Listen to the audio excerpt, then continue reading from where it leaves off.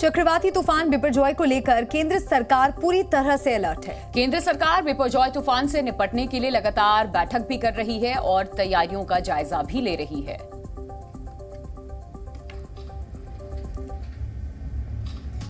मुंबई के तटीय इलाकों में तेज हवाएं चल रही है। समंदर में ऊंची लहरें उठ रही हैं। मुंबई में गेटवे ऑफ इंडिया पर्यटकों से गुलजार रहता है। वहां 5 से 6 फीट ऊंची लहरें तट से टकरा रही हैं। तूफान के डर से सैलानियों को समंदर के किनारे जाने से रोक दिया गया है। मुंबई के मरीन ड्राइव पर भी लोगों की भीड़ कम है। समंदर में हलचल बढ़ी तो एहतियातन लोगों को समंदर से दूर रहने को कहा गया। कल 4 बच्चों के डूबने के बाद बीएमसी ने मरीन ड्राइव पर लाइफगार्ड की संख्या बढ़ा दी है। दरअसल कल जुहू बीच पर घूमने आए 6 बच्चे डूब गए थे, जिनमें से 2 को स्थानीय लोगों ने बचा लिया था। सोमवार शाम 5 बजे 6 लड़के सैर सपाटा करने आए थे। उसी दौरान वो डूबने लगे, तब लाइफ गार्ड के जवानों द्वारा 2 लड़कों को जो है रेस्क्यू कर लिया गया था और बाकी 4 लड़के जो है पानी में चले गए थे। जिसके बाद रात भर फायर ब्रिगेड और लाइफ गार्ड के लोगों ने जो है रेस्क्यू किया, जिसमें से 2 लड़कों का जो है शव उन्होंने बरामद किया है और बाकी 2 लड़के जो है उनकी तलाश अभी भी जारी है। जबकि अन्य 2 के मृतक शरीर को सर्च ऑपरेशन ने बरामद किया है। अभी अन्य 2 बच्चों की तलाश जारी है।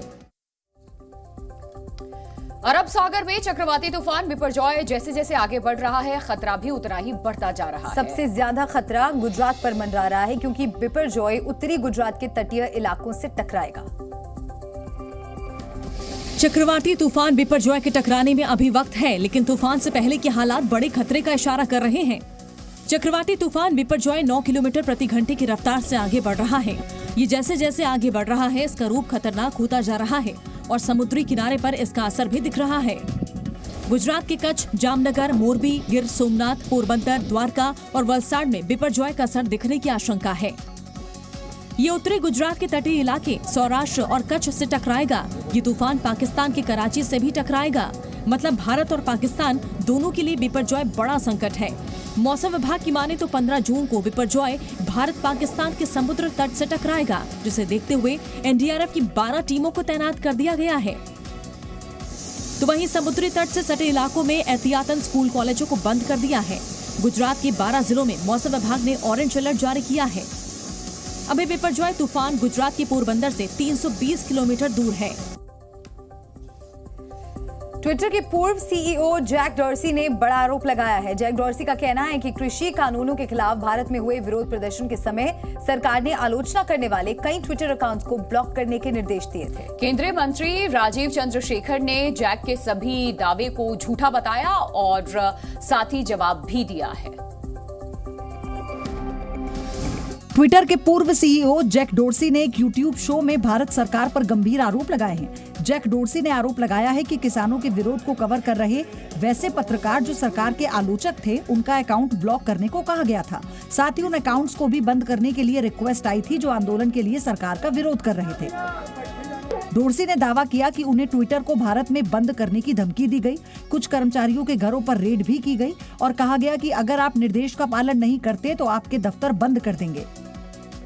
जैक डोर्सी के बयान को केंद्रीय सूचना प्रसारण राज्य मंत्री राजीव चंद्रशेखर ने झूठा बताया। राजीव चंद्रशेखर ने कहा कि डोर्सी और उनकी टीम बार-बार भारतीय कानून का उल्लंघन कर रही थी।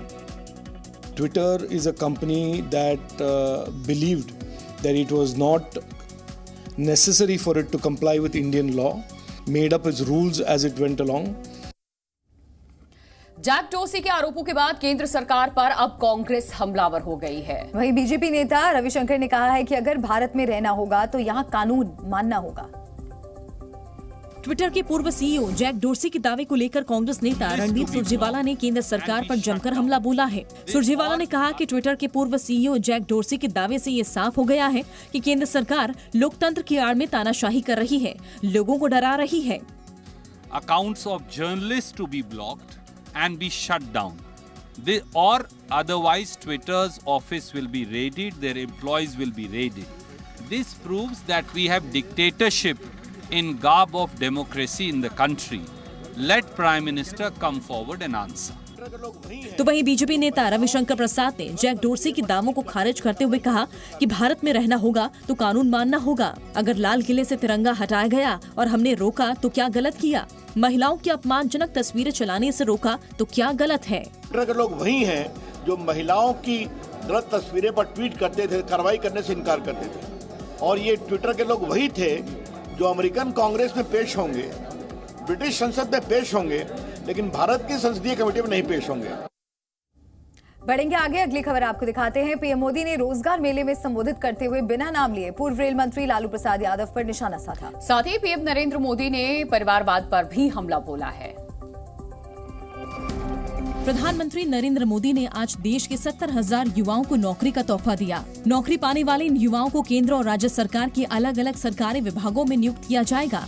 प्रधानमंत्री मोदी ने आज रोजगार मेला के दौरान युवाओं को खुद नियुक्ति पत्र सौंपा। देश भर में 43 केंद्रों पर आज रोजगार मेले का आयोजन किया गया। प्रधानमंत्री नरेंद्र मोदी सुबह 10:30 बजे वीडियो कॉन्फ्रेंसिंग के जरिए रोजगार मेला कार्यक्रम से जुड़े और 70,000 युवाओं को नौकरी के अपॉइंटमेंट लेटर बांटा। केंद्र सरकार ने वरिष्ठ मंत्रियों को रोजगार मेले के अलग अलग केंद्रों में शामिल हुए। रेलवे के एक मंत्री ने जॉब देने के बदले में गरीब किसानों की जमीनें लिखवा ली थी। जॉब के बदले में जमीन पड़ा ली, वो भी केस सीबीआई में चल रहा है, कोर्ट में चल रहा है। केंद्र सरकार के वरिष्ठ मंत्री रोजगार मेले के अलग अलग केंद्रों पर शामिल हुए। प्रधानमंत्री नरेंद्र मोदी ने पिछले साल 10 लाख सरकारी नौकरियां देने के लिए रोजगार मेले की शुरुआत की थी और अक्टूबर 2022 में पहला रोजगार मेला लगाया गया था। हरियाणा के कुरुक्षेत्र में आज भी किसानों का धरना जारी है। बीते 18 घंटे से सभी किसान कुरुक्षेत्र में दिल्ली चंडीगढ़ हाईवे पर डटे हुए हैं। हरियाणा में सूरजमुखी पर एमएसपी को लेकर किसानों का धरना जारी है। आज भी किसानों ने जम्मू दिल्ली नेशनल हाईवे 44 जाम कर रखा है। किसान फ्लाईओवर और सर्विस रोड बंद कर हाईवे पर बैठ गए और हाईवे के ऊपर ट्रैक्टर खड़े कर दिए, जिसकी वजह से भारी जाम लग गया। पुलिस ने जाम के चलते वाहनों के रूट डाइवर्ट करने पड़े। सूरजमुखी को लेकर एमएसपी दिलाओ किसान बचाओ महापंचायत में कई राज्यों के किसान नेता शामिल हुए। किसानों की मांग है कि राज्य सरकार सूरजमुखी पर एमएसपी की घोषणा कर दे। महापंचायत की सूरजमुखी पर एमएसपी और किसान नेता गुरनाम चढ़ूनी और दूसरे नेताओं की रिहाई न होने तक प्रदर्शन जारी रखने का फैसला किया गया।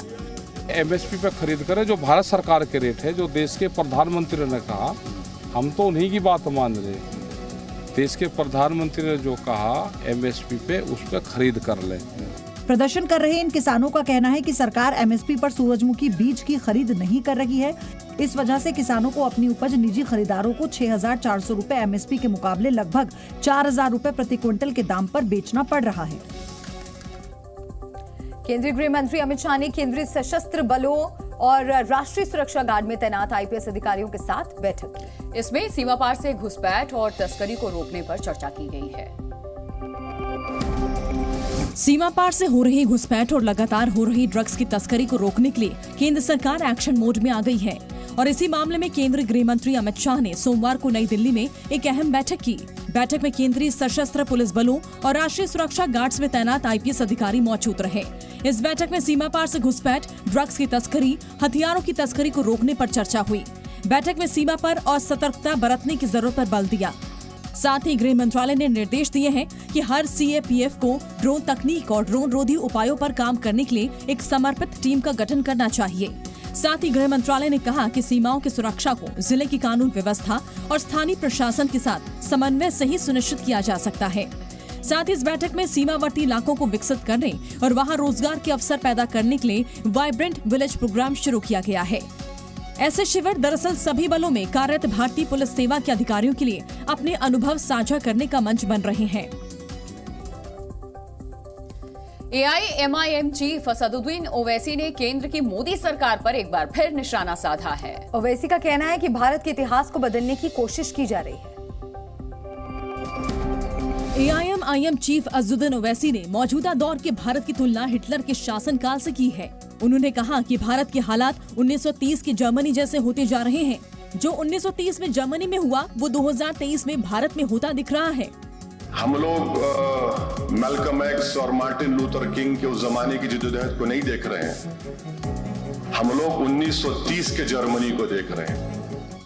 असदुद्दीन ओवैसी ने कहा कि पिछले 9 साल से मॉब लिंचिंग, लव जिहाद, हिजाब और हलाल के नाम पर माहौल खराब किया जा रहा है। ओवैसी ने एक्सपर्ट के दावे का हवाला देते हुए कहा कि नरसंहार के मामले में भारत स्टेज 2 पर आ चुका है। ये एक माहौल जो मुल्क में बन रहा है, और मैं नहीं बल्कि जो जेनोसाइड का एक्सपर्ट है जिसका नाम आपने सुना होगा, ग्राहम स्टेंटन ने कहा कि जो रवांडा में हुआ, हम लोग उसने कहा मैं नहीं चाहता कि हमारे मुल्क में होकर हम स्टेज 2 पे आ चुके हैं। जम्मू कश्मीर में आतंकियों और उनके मददगारों पर सुरक्षा बलों और सरकार का एक्शन जारी है। आज बांदीपोरा में सुरक्षा बलों ने लश्कर के एक आतंकी को गिरफ्तार किया है। जम्मू कश्मीर के बांदीपोरा में सुरक्षा बलों को एक बड़ी सफलता मिली है। सुरक्षा बलों ने बांदीपोरा में लश्कर ए तैयबा से जुड़े एक आतंकी को गिरफ्तार किया है। गिरफ्तार किए गए लश्कर के आतंकी के पास से 2 चाइनीज हैंड ग्रेनेड भी बरामद हुआ है। वहीं दूसरी तरफ NIA ने आतंकियों की मदद करने वाले अलगाववादी नेता अकबर खांडे की 2 संपत्ति को सीज कर दिया है। 1 जून को भी जम्मू कश्मीर के अनंतनाग जिले में अलग अलग जगहों पर NIA ने छापेमारी की थी। इससे पहले मई महीने में NIA ने जम्मू कश्मीर के किश्तवाड़, बारामूला के अलग अलग इलाकों में आतंकियों के मददगार ओवरग्राउंड वर्कर्स के खिलाफ छापेमारी की थी। वहीं 26 अप्रैल को टेरर फंडिंग मामले में कश्मीर के बड़गाम में NIA ने खुर्रम परवेज के NGO दफ्तर पर रेड की थी। NIA ने तलाशी के दौरान कुछ दस्तावेज भी जब्त किए थे। 23 अप्रैल को भी जम्मू कश्मीर में NIA ने आतंक के खिलाफ बड़ी कार्रवाई की थी। राजधानी श्रीनगर में हिजबुल मुजाहिदीन प्रमुख आतंकी सैयद सलाहुद्दीन के बेटे की संपत्ति कुर्क कर दी थी। मध्य प्रदेश के सरकारी बिल्डिंग सतपुड़ा भवन में लगी आग को 14 घंटे के बाद काबू किया जा सका। कांग्रेस ने शिवराज सरकार पर आरोप लगाते हुए कहा कि ये आग भ्रष्टाचार के सबूत मिटाने के लिए लगाई गई है। भोपाल के सतपुड़ा भवन में आग लगने से बड़ा हादसा हो गया। सरकारी बिल्डिंग में अचानक आग लगी और एक के बाद एक अलग अलग फ्लोर पर फैलती चली गई। सीएम शिवराज सिंह चौहान की अपील पर, रक्षा मंत्री के निर्देश पर एयरफोर्स के AN-32 विमान और MI-17 हेलीकॉप्टर के जरिए आग पर काबू पाया गया और अब सतपुड़ा भवन में लगी आग पर लगभग काबू पा लिया गया है। करीब 14 घंटों की मशक्कत के बाद आग पर काबू पा लिया गया, लेकिन छठी मंजिल से धुआं अभी भी निकल रहा है, जिस वजह से जांच में देरी हो रही है। कारणों की पड़ताल के लिए अलग से एक समिति बनाई गई है जो इस संबंध में वो करेगी, जांच पड़ताल करेगी। अभी हमारा पूरा का पूरा फोकस इस चीज पे था कि आग पर तत्काल नियंत्रण पा लिया जाए। मुख्यमंत्री शिवराज सिंह चौहान ने प्रधानमंत्री नरेंद्र मोदी से फोन पर चर्चा कर सतपुड़ा में आगजनी की घटना की जानकारी दी। कड़ी मशक्कत के बाद भोपाल के सतपुड़ा बिल्डिंग में लगी आग पर काबू पाया गया है। रात भर ऑपरेशन किया गया। फायर ब्रिगेड की 2 दर्जन से ज्यादा गाड़ियां, CISF के जवान, एयरफोर्स के जवानों ने इस आग पर काबू पाया। दिल्ली धर्मांतरण मामले में पुलिस 2 आरोपियों की तलाश कर रही है। ये दोनों धर्मांतरण में मुख्य आरोपी कलीम की मदद किया करते थे। दिल्ली धर्मांतरण मामले में दिल्ली पुलिस फिरोज और जिसान नाम के 2 युवकों की तलाश कर रही है। इन दोनों पर धर्मांतरण कराने के लिए टारगेट ढूंढने में मदद करने का आरोप है। दोनों चांदनी महल के रैन बसेरे में रहते थे और कलीम दोनों से मिलने के बहाने रैन बसेरे में आया करता था। सूत्रों के मुताबिक फिरोज और जिसान दोनों गायब हैं। पुलिस को शक है कि दोनों धर्मांतरण मॉड्यूल का ही हिस्सा थे और ये दोनों कलीम की टारगेट सिलेक्ट करने में मदद करते थे। दिल्ली सरकार के तुर्कमान गेट रैन बसेरे के एक बेघर गरीब निवासी संजीव कुमार के धर्मांतरण के बाद से ये मामला सामने आया और फिर पुलिस ने अपनी जांच शुरू कर दी। जांच में दिल्ली पुलिस को मोहम्मद कलीम के मोबाइल में कई व्हाट्सएप ग्रुप मिले हैं जिनमें मजहब से संबंधित प्रचार प्रसार की सामग्री और वीडियो हैं। पुलिस को जांच में ये भी पता चला है कि आरोपी कलीम सीलमपुर के एक मदरसे के नाम पर पर्ची काटकर चंदा वसूलता था। और उत्तराखंड के उत्तरकाशी जिले में जगह जगह विरोध प्रदर्शन हो रहे हैं। खबर यह भी है कि कई साल से कारोबार कर रहे कई लोग दुकानें खाली करके पलायन कर गए और बाजारों में सन्नाटा है। 26 मई को उत्तरकाशी में नाबालिग को भगाने के आरोप में हुई गिरफ्तारी पर विवाद लगातार बढ़ता जा रहा है। पहले दुकानों पर पोस्टर लगे और फिर 14 मुस्लिम व्यापारियों ने दुकान खाली कर दी, जबकि 12 व्यापारियों ने तो पुरोला ही छोड़ दिया है। ऐसी भी जानकारी आ रही है कि अब मामले को लेकर आगामी 18 जून को मुस्लिम पंचायत होने जा रही है। हालांकि इसकी अभी आधिकारिक पुष्टि नहीं हुई है। मुस्लिम पंचायत को लेकर उत्तराखंड सीएम पुष्कर सिंह धामी का बयान भी सामने आया है। उन्होंने साफ शब्दों में कहा है कि कानून व्यवस्था बिगाड़ने वालों पर सख्त कार्रवाई होगी। जिनके कारण से यहाँ पर कानून व्यवस्था की स्थिति खराब हो रही है, उस पर हमने पुलिस को भी और प्रशासन को भी सभी को कहा है सख्ती से काम ले।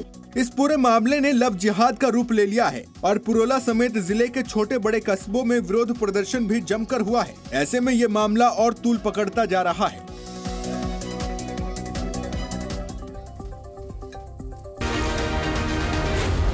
जी न्यूज।